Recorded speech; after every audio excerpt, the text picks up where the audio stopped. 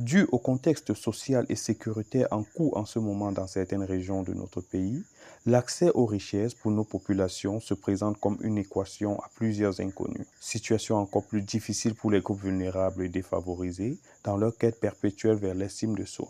La Fondation Bochak, organisme à but non lucratif, s'est assigné pour mission d'inverser cette tendance destructrice. La Fondation Bochak est une organisation à but non lucratif et on a trois secteurs d'activité principaux. Lutte contre la drépanocytose en apportant des aides financières et aussi morales et professionnelles.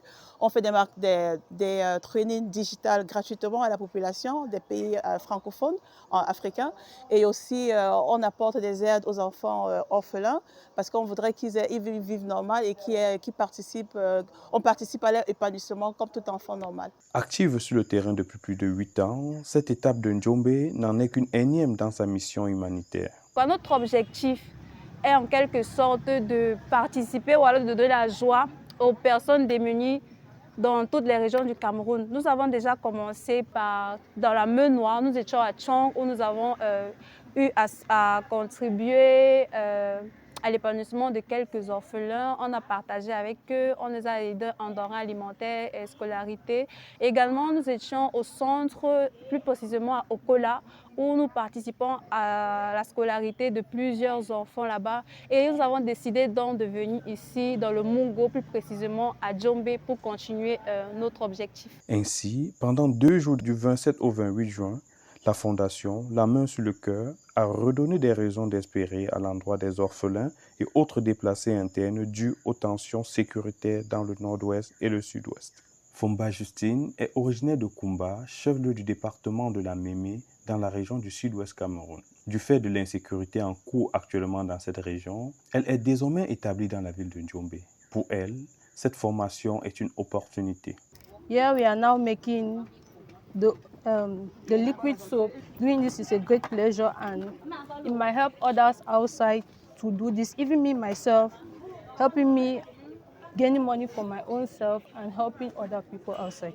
Mildred, quant à elle, se voit déjà propriétaire d'un business et aussi balise le chemin de sa future santé financière. I hope to establish or also be a learner like others, to be able to do it financially, like establish a business, or it will not only help me, it will help my generation, my children, my household, because I'm also a mother, and this will help me be able to create funds to support my spouse. Aux côtés de cette dame, ces petits, la mine joyeuse, le regard tourné vers un futur radieux, ceux-ci ont reçu de la Fondation des dons constitués de produits alimentaires et de première nécessité afin de leur redonner de quoi espérer en un lendemain meilleur. Le clou de ces 2 jours d'activité s'est fait ce 28 juin dans la salle polyvalente de l'hôpital Saint-Jean-de-Malte de Ndjombe à l'occasion de la grande conférence débat sur le thème « Investis dans leur prise en charge et leur éducation ». Ceci en prolongation de la Journée mondiale de la lutte contre la drépanocytose, célébrée le 19 juin de chaque année. En poursuite d'inviter à cette conférence donnée par DrepHop, la Fondation Bochak, par le biais de Mme Roseline Bochak, cofondatrice, après avoir présenté la Fondation aux participants et autres invités, a solennellement déclaré son intention de partenariat au concept DrepHop.